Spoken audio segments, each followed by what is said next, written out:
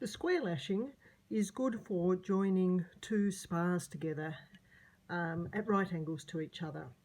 And one of the important things is to recognise which spar is going to need to have the weight bearing on it.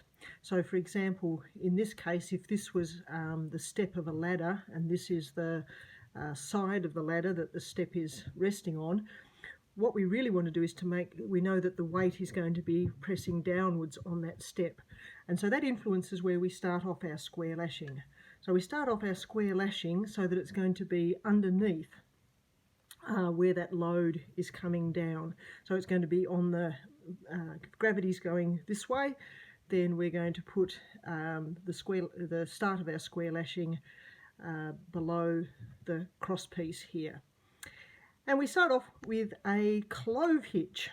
So we should hopefully be able to remember how to do a clove hitch. And we give ourselves a little bit, I've given myself a bit of extra rope for my clove hitch, and this will become important. Something I learnt today, in fact, about tying square lashings, because I think I've been doing it wrong all my life. So here is my clove hitch to start things off. Now, it's this long bit that's going to be doing all the next bit of work, and I kind of know that this long bit has to go over my cross piece. And so I like to kind of orient it so that this is going to come up to go over the cross piece. But the other thing I need to do, and this is the bit I learnt today that was new, is in order to just make things a little bit more secure, take the little tail end and wrap it around a few times before you actually start doing all the wrapping turns that we're going to do. So what we're now going to do, having got our clove hitch to start off with, is we're going to wrap around the spar. So we go over the top of the spar on top and behind the spar that's behind. So we're going to go over the top of the spar on top and stay on the same side. So see how I'm on the left hand side at the moment. I'm going to make sure that I stay on the left hand side as I go over the top. And then I go behind the spar that's behind, that is at the bottom, and that's going to take me across to the right hand side. And as I come up from there, I'm going to stay on the right hand side. So here I am coming up on the right hand side and going over the top of the spar on top. And every step along the way, I'm putting tension on things. So I'm trying to make things as tight as possible. So going down on the right hand side, but now I'm about to go behind the spar that's behind. And what I also want to do when I do that is to carefully go in between the two strands of rope that are at the back. So if I do that, so in between there instead of on the outside, so in between, that will make things even tighter still. So going behind the spar that's behind, which takes me across to the left hand side, and I come across there and get my tangle of rope with me, and I can be on the outside on the top here. So I'll go over the top and stay on the left hand side, but now I've gone to the spar that's behind. And again, when I go behind, let me turn it over for you. So I'm about to go behind. This is a bit of a tangled mess here. My arms are all in the way. I'm going to go on the inside. Okay, so the inside rather than on the outside for the spar that's behind. So let me turn that back over again so that the spar that's behind is still behind. Okay, there it is. Okay, and as we come up on the right hand side, I'm on the outside here.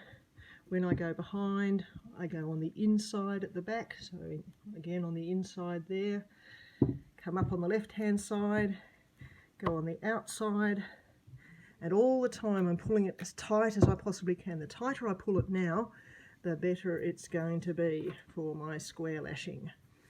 So I'm going behind, so I go to the inside at the back, so again down to below the rope, so filling up that little gap at the back and coming up, pulling it tight as I go, And I've now got pretty much almost to wrapping number 3.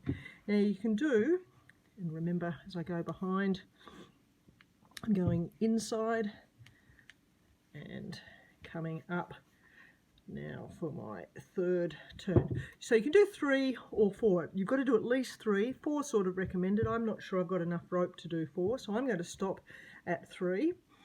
And remembering that this here was my very first one, so I've got 1, 2, 3 here, 1, 2, 3 here, and I've got 1, 2, 3 going behind. What I'm now going to do is what are called the frapping turns. So instead of going over the top and under the bottom, I am actually now going to go and wrap things around between the two. And this is where we really put tension on things. So I'm going to pull that tight right now.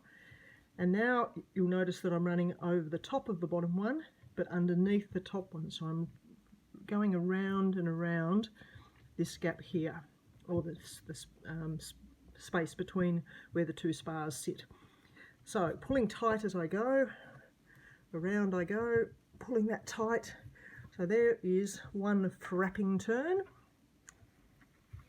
like that. Pull that really, really tight. Okay, keep pulling tight all the time. So one frapping turn and then another frapping turn. So it's just going under the top spar and over the top of the bottom spar.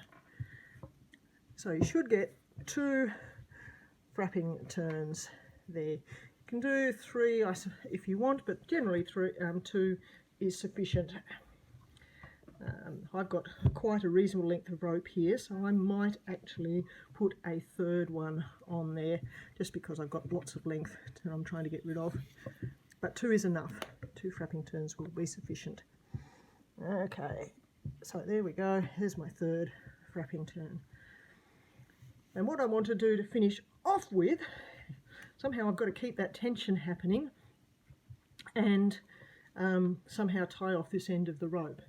So what I'm going to do is I am going to put a half hitch onto around the top spar, and a half hitch is really just a matter of going around and through. So there I've gone around and through the loop that I've made, and then I'm going to go around and through again. So that's 2 half hitches, and what you'll notice will happen, I hope, is that I sort of get a clove hitch turning up there. So there's sort of what looks like a clove hitch. And because I've got a reasonable length of rope, I can even put another half hitch here. So if I go around and through and again tighten, and if I can push that, make sure that's tight as I go so that these half hitches are holding everything in place. And that is my square lashing, and in theory everything should be nice and rigid. This is a little bit floppy, partly because the rope is less than ideal for doing a square lashing, and also because the angle that I've been doing at, I haven't been able to put quite as much tension on it as I would like. So remembering that if the weight's coming down this way, start with your clove hitch below that on the spar that's going to be taking the weight on it. 3 or 4 wrapping turns, they're the under and over, so over the top, under around the back, over the top, under around the back, and 2 at least frapping turns to finish off and pulling tight, and then 2 half hitches, possibly 3 if you've got lots of rope left over, to finish off at the end. And that's your square lashing.